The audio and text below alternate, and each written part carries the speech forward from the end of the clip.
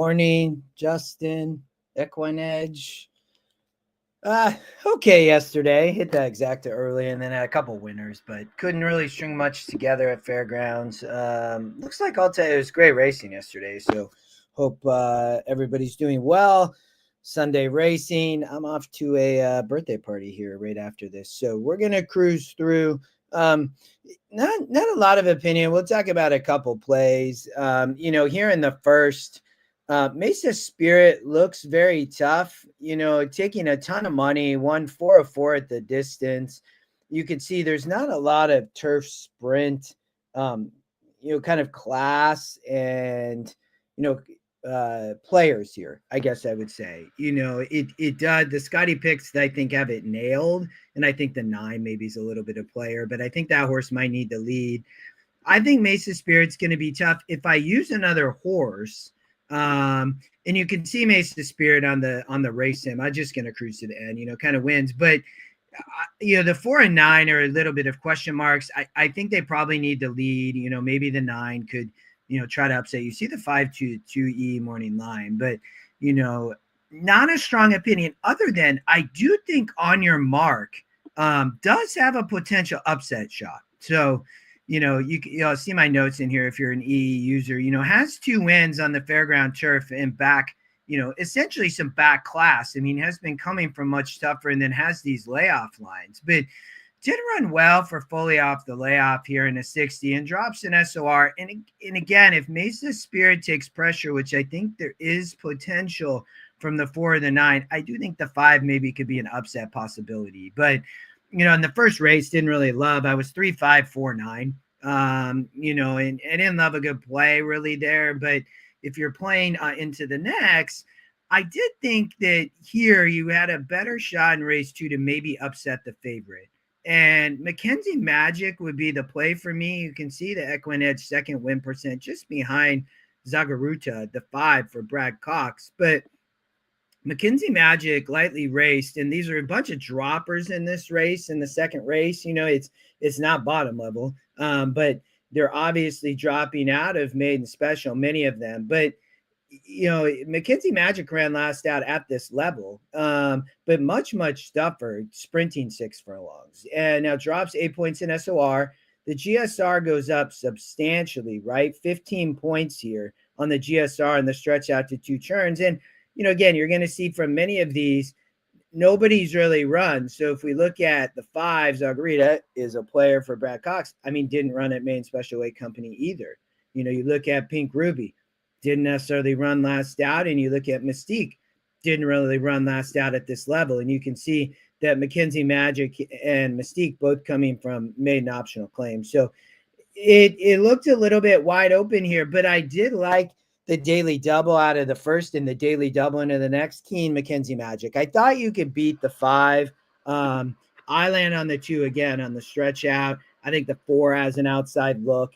The 3 maybe, but to me, I thought maybe you could beat the 5 there. And then in race 3, here it's there's a lot of speed. Mardi Gras Mambo and Louisiana Native are both going to show speed.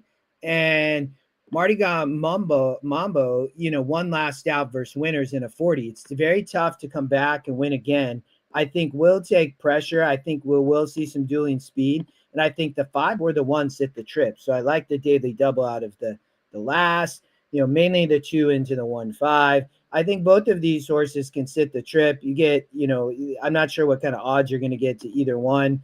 Sophie's Painter, you can see the morning line basically has them flipped, right? So the 5, I think the 5 takes more money. I think you probably get a better price on Honor Dude, but, showed the ability to stock last out at this level in the 46, ran well, just missed in a 10-horse field. I think Face is a lot easier today. And again, I think that there's some dueling speed up front, and with Mardi Gras Mambo facing winners for the first time could be tough.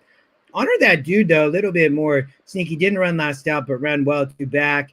J-Love rides, and you look here, has not rode before, gets aboard for Rodriguez.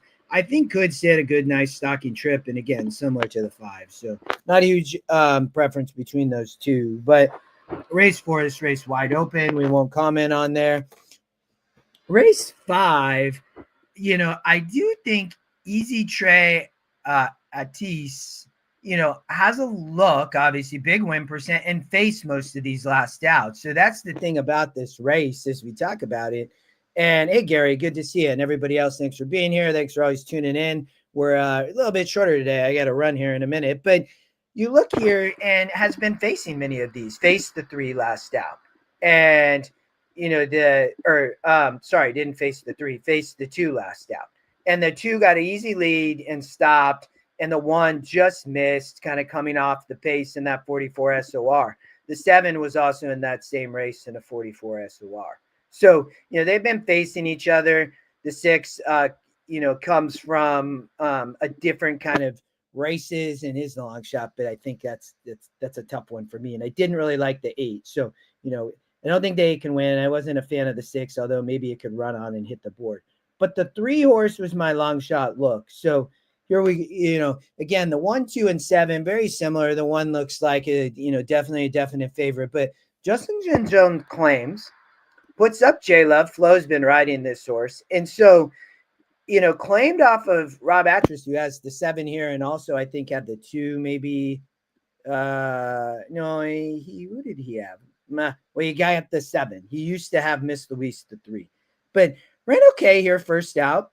Was in the 8 post here on the dirt. It's very hard to win from out there. But, ran okay, ran on in 6. And I think with here being fairly competitive in the pace, I think can be fairly aggressive and sit a really good trip.